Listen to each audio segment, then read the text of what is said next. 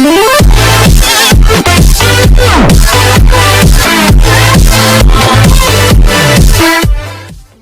করণীয় আমল আছে সে আমলগুলোর ব্যাপারে বিশেষভাবে পাবন্দি করবো ইনশাআল্লাহ।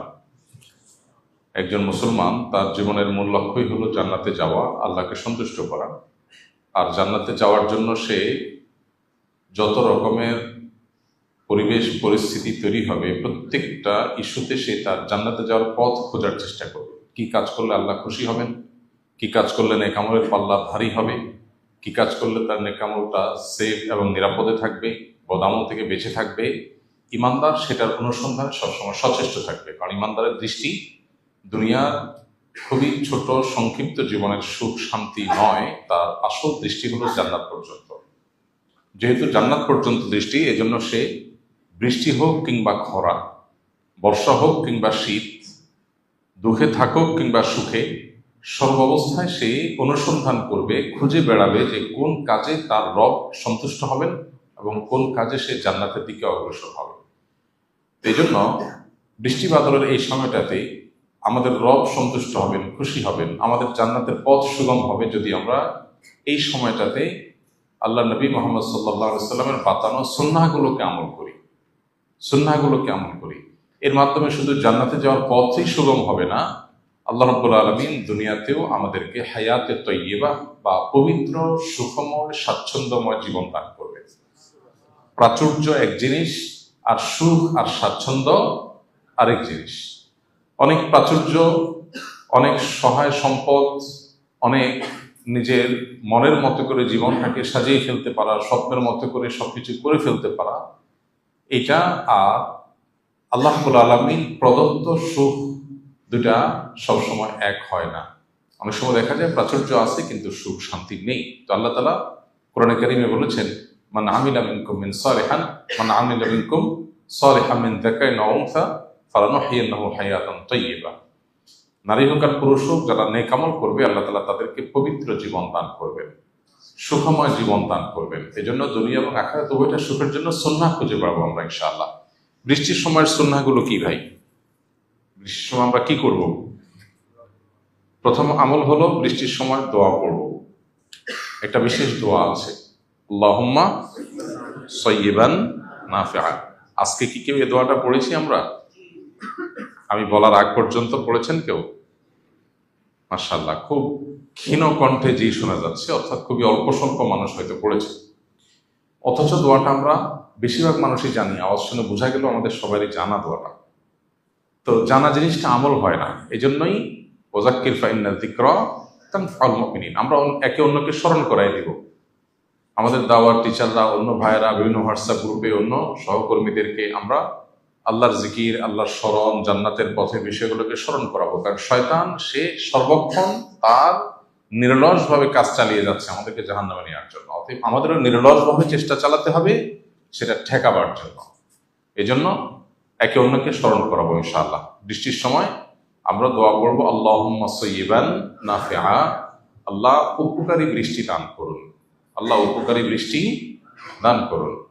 আর যদি বৃষ্টি খুব বেশি হয়, মনে হয় যে জনপদ, ঘরবাড়ি, ফসল, ক্ষেত খামার এগুলো ক্ষতিগ্রস্ত হয়ে যাবে, প্লাবিত হয়ে যাবে, এরকম পরিস্থিতি তৈরি হলে তখন আমরা দোয়া করব, আল্লাহুম্মা হাওয়ালাইনা ওয়ালা আলাইনা, আল্লাহুম্মা হাওয়ালাইনা ওয়ালা আলাইনা।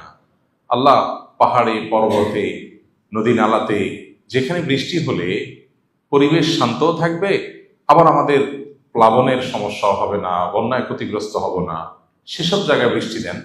ওয়ালা আলাইনা, আমাদের যে সমস্ত জায়গায় বৃষ্টি দিলে ঘর বাড়িতে, ক্ষেত খামারে আমাদের ক্ষতিগ্রস্ত হবো আমরা, রাস্তাঘাট ডুবে যাবে, সেখানে বৃষ্টি দিবেন না। আমাদের ইয়াকিন আজ ভয়াবহ পর্যায়ে গিয়ে থেমেছে। বস্তুবাদ আমাদেরকে এমনভাবে গ্রাস করে ফেলেছে, পৃথিবীর আর্টিফিশিয়াল দুনিয়ার চমক আমাদেরকে এমনভাবে গ্রাস করে ফেলেছে এবং সম্মোহিত করে ফেলেছে যে আমরা আসলে এ সমস্ত আমল দ্বারা যে কাজ হতে পারে সেই বিশ্বাসটা আমাদের ঠুনকো হয়ে গেছে, দুর্বল হয়ে গেছে। মদিনায় একবার অনাবৃষ্টি হচ্ছিল, নবী আলাইহিস সালাম ইস্তিসকার সালাত আদায় করলেন, আল্লাহর কাছে বৃষ্টি প্রার্থনা করলেন, এরপর আল্লাহ বৃষ্টি দিলেন। এমন বৃষ্টি শুরু হলো, মদিনার ঘর বাড়ি রাস্তাঘাট ক্ষতিগ্রস্ত হতে শুরু করলো। নবীজি যখন আল্লাহর কাছে দোয়া করলেন, আল্লাহুম্মা হাওয়ালাইনা ওয়া আলাইনা, এরপরে বৃষ্টি আবার থেমেও গেল। এখন আপনি বলবেন যে এখন তো আমরা লক্ষ লক্ষ মানুষ এরকম দোয়া করি, কই এরকম ঘুরের মতো কাজ করে না তো। তো প্রথম কথা হলো যে আমরা যখন আল্লাহর কাছে দোয়া করব, দোয়া যদি গুলির মতো তৎক্ষণাৎ কাজ না করে, তাহলে দোয়া করে কি লাভ আছে? আর কি লাভ? আর দোয়া ও হুয়াল ইবাদা, দোয়া করাটাই ইটসেলফ একটা ইবাদত। বান্দা যা চায় আল্লাহ অনেক সময় তা দিয়ে দেন, অনেক সময় তা না দিয়ে আল্লাহ রাব্বুল আলামিন তাকে কোনো এর চাইতে জরুরি কোনো জিনিস যেটা সে চায় নাই, খেয়াল করে নাই, সেটা আল্লাহ তাআলা দেন এটার বিনিময়।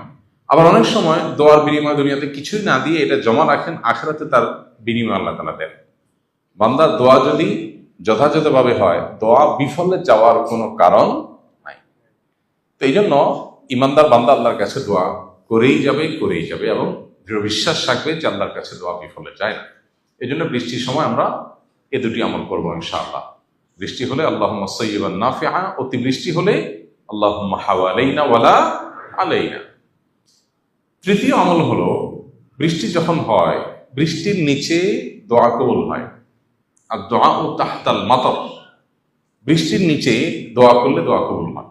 আপনি যে ঘরে আছেন, স্থাপনা আছেন, বাইরে আছেন, যেখানে আছেন, উপরে বৃষ্টি হচ্ছে, আপনি নিচে আছেন। সো এই অবস্থায় আল্লাহর কাছে মনের চাওয়াগুলো পেশ করা যেতে পারে। দোয়া কবুলের বেশ কিছু স্থান, বেশ কিছু সময়, বেশ কিছু জায়গা আছে। এই সময়গুলোতে দোয়া করলে দোয়া কবুল হয়। নবী রাসূলুল্লাহ সাল্লাল্লাহু আলাইহি ওয়াসাল্লাম আমাদেরকে সেই সুসংবাদ দিয়ে গেছেন। তো সেজন্য বৃষ্টির সময় আমরা দোয়া করবো আল্লাহর কাছে। কি করব? দোয়া করবো আল্লাহর কাছে যে আল্লাহ মনের চাওয়াগুলো যেগুলো আছে আল্লাহর কাছে সেগুলো আমরা পেশ করবো, যে আল্লাহ আমার অমুক অমুক চাওয়া পূরণ করে দেন। তাহলে বৃষ্টির সময় একটা হলো আপনার ধরা বাঁধা দোয়া, হাদিসের শেখানো ফরম্যাটের দোয়া, সেটা তো আছেই। আর এর বাইরে মনের বিভিন্ন চাওয়া পেশ করার একটা দারুণ সুযোগ হলো বৃষ্টির সময়।